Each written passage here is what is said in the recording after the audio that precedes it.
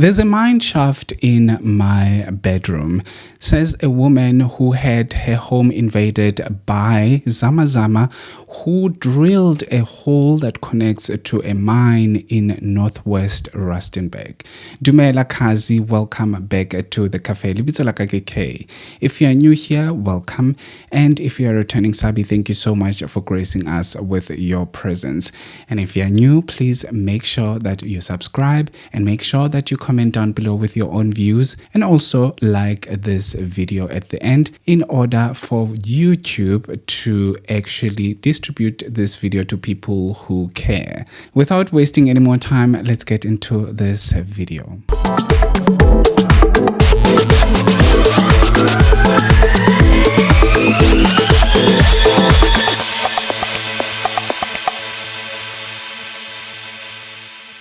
A woman was forced to open her home to invaders who are believed to be zamas to drill a hole in one of her bedrooms in order for them to access a mine shaft that is in Rustenburg. I wanted to actually summarize this whole story for you guys, but I feel like you deserve the whole article. This article was written by IOL News. So I'm going to read through this article with you guys and we can make all our opinions. And I think I'm going to make my own opinion while I'm going through this article, because this is so scary. This is very scary and very dangerous on top of it for the people that are living around that informal settlement.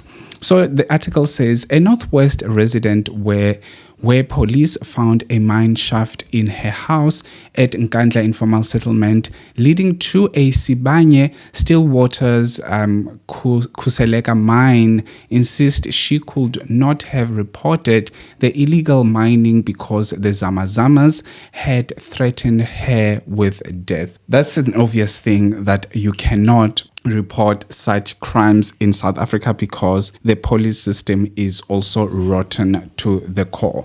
The identity of the woman has been withheld to protect her, but the woman said she knew that illegal mining activities were flourishing from her home, which was used as the access and exit point.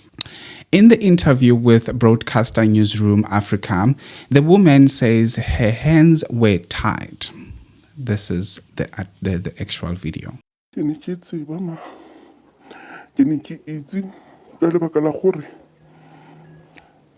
day khane ba simolla ba tla mo gonna ba tlile ba le thu bontate ba o mongwe ga se wa mo South Africa o mongwe o ne a bua puo e ke sa itlhaloganyeng ba e ela go bo se vending. Then ba re mo gonna khale re le mo tlase ga ntlo ya gago, so ga re tle go dumela gore o re you can't gore o re allow is between death is something like do or die e o trise mantso ao ka lebaka la gore re batla tšhelete ya rona fa. She says life has been extremely difficult since these illegal miners set foot in her house. Mama, ntse ke phela botlhoko ke fela ke sa kgone go buela ko ntle. Batho ba ntse re phela le bone mo ntlong ba ne ba neilwe di-rules re neilwe di-rules le nna le lelapa. Bana ba ka ntse ba sa tshwanela gore ba ka dirisa a bathroom e leng gore ne re ba agetse gore ke ya bone, bana ba sa tshwanela go user. And then le bone ntse ba nna ka fale ba na le di-rules tsa gore ba apela ka kwa ga ba tlhagelele ba ntse dikoloi yes ba tsena ba ya ka mo le fenstereng mare re sa bone gore go tsena mang ga go tsene mang ke bo mang re sa itse gore go etsagalang. Meanwhile, a ward councillor has raised concerns saying there could be more of these houses threatening the safety of the community. So just to make you aware, or to if you did not want to read the whole thing on this video, and also on top of that you did not want to actually you did not know or rather you don't understand the language used in this video. She says, I knew what was happening in the house because two men had approached me. One of the two men was a foreign national and the other spoke a language I did not understand. In this video, she says that it could be Venda or something like that. So she didn't understand the language. They told me that they had been underground under my house for a long time. Remember, this has been happening. The whole has been happening for over a year, guys, over a year. So that means they have been underneath there for the longest time, and she definitely doesn't know for how long. And also, we don't know how many of these holes in some people's houses are in the area. And also, let's remember that these holes are not regulated. So that means they can be a sinkhole somewhere. This is dangerous for everybody who's living there. The kids are prone to have injuries or even disappear under the ground because these are not regulated. There is no safety that is actually given to the community by these syndicates to actually be aware what is going on in the community. If they were underneath the ground for the longest time, that means there's a lot of channels that are in that community, to the point that at any point, if there's any movement or any small tremors or earthquakes, the whole thing would collapse inside and people would die. They would lose their lives, people would be injured and all of those things. They told me that I had to allow them to enter their shaft through my house. They said it's a do or die situation, so there was no negotiation. It was, we going in, or if you don't want, we kill you. And that's it. Those are the words they used. They said they needed to make money. That's the whole thing. We all know that that's what they want. There's nothing else that they want, and they don't care about you or anything that is happening around them, except if they are hindered to access their hole. The woman said she could not have spoken about it, but her life turned into a nightmare from the time the Zama first set foot in her house. We have lived with these people in the house, and they even gave us rules. I was also given rules in this house. My children were not allowed to use their bathroom. The children had to live in their room, and they were also given rules, said the woman. This is a sad story. She said the Zama would drive in and out of her yard, and she was told she was not allowed to look at who they were when entering on leaving a house or leaving the house. I think there was a spelling or whatever mistake over there. So this is what they were doing. They were going in and out. It was their thing. They didn't care what is going on here. That was what they wanted. So this article obviously has two sides of it, and obviously the 65-year-old faces charges with his accomplice with regards to this whole. So this article that goes on says the 65-year-old faces charges. The 65-year-old guy, which is, I think this is the owner, rather not I think, the article says this is the owner of this house, which is the father of the children that were not allowed to use this bathroom or this bedroom. They were not allowed to go in there. They were not allowed to even look at these people. The only thing that they were allowed to do was for them to open the house for these zamas to access it at any time they want, in order for them to go and steal infrastructure down there. The 65-year-old faces charges of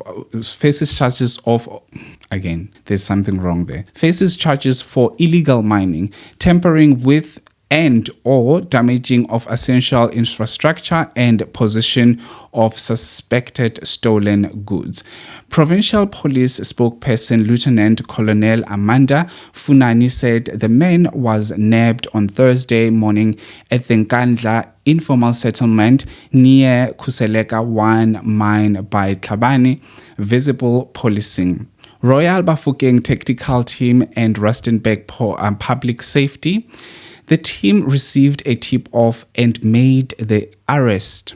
The homeowner, who lived with his family at the house, is believed to have either used the hole in the room's floor or allowed others to use it as an entrance to the nearby mine shaft, Funani said.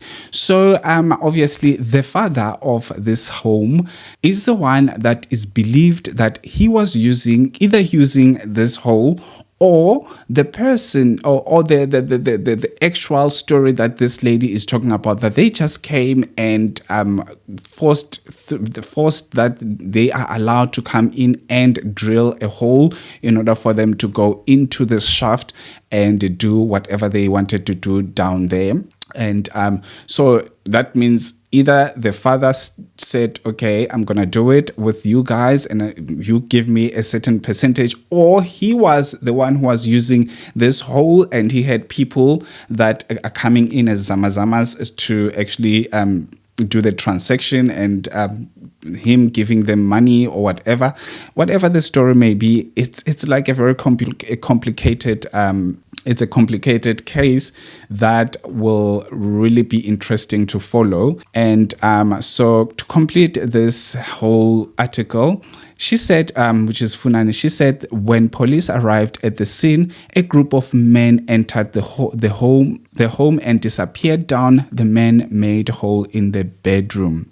With the assistance of the mine security team, some of the mine properties and other equipment were found inside the house. A search for other suspects is continuing, Funani said. Provincial Police Commissioner Lieutenant General Sibanye welcomes the arrest and thanked the team for their concerted efforts in addressing illegal mining activities.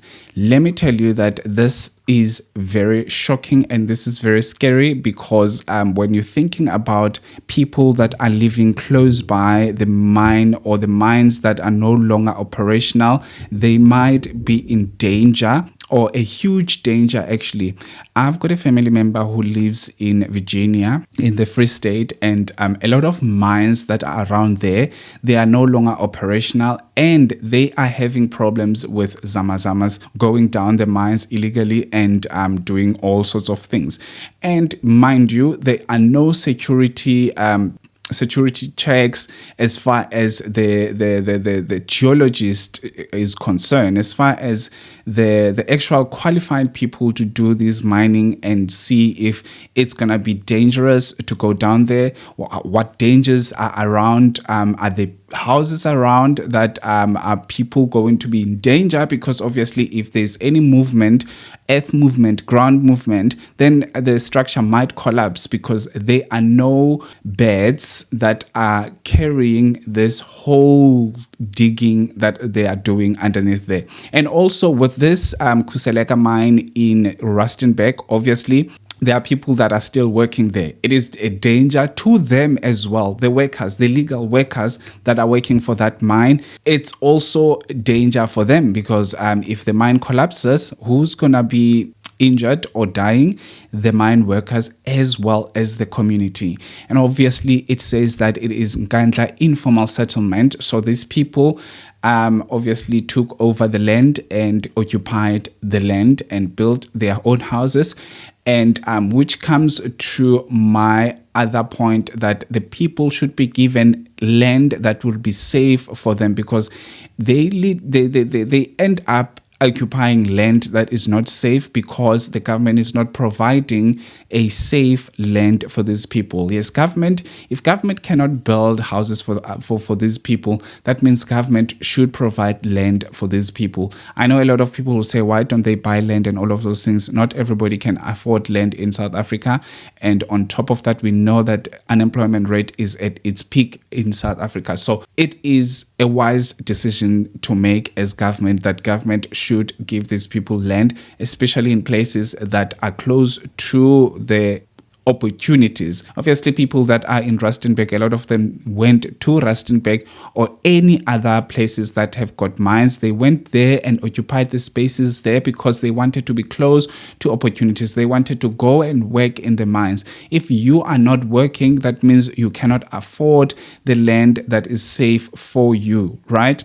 So if the government can assist and give these people houses away from these mining areas, then it would be safe for them, but it's still not going to be safe for the people that are working in those mines, because obviously there's illegal mining that is going on there that is not also not other people are not really, they were not captured or anything, because it is something that is going on. Only 5 or 7 people were arrested who were doing this. There's a lot of people that are underground. We just don't know how many people that are underground. We're just so happy, or not happy, it's not the word that I'm looking for. I'm just grateful that this is not in Cape Town, because Cape Town doesn't have mines except the Saldanha thingy that they dig something there. So we don't have mines, so there is no way that people can go down underneath to find something that they can steal or whatever. But there's a lot of places in South Africa, because you know that South Africa was rich in minerals, still is a bit rich in minerals, which is prone to have these zama people going down, and in most cases, most of them are Lesotho nations and other illegal immigrants that are in South Africa. So the government should do the stuff. So government should do his work.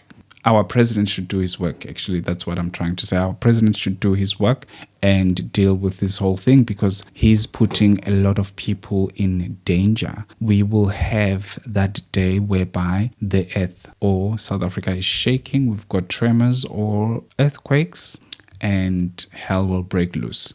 Anyway, thank you so much for watching till this far. Please do me a favor, subscribe. And after subscribing, make sure that you like this video and comment with your own views. Have a fantastic one. Peace out.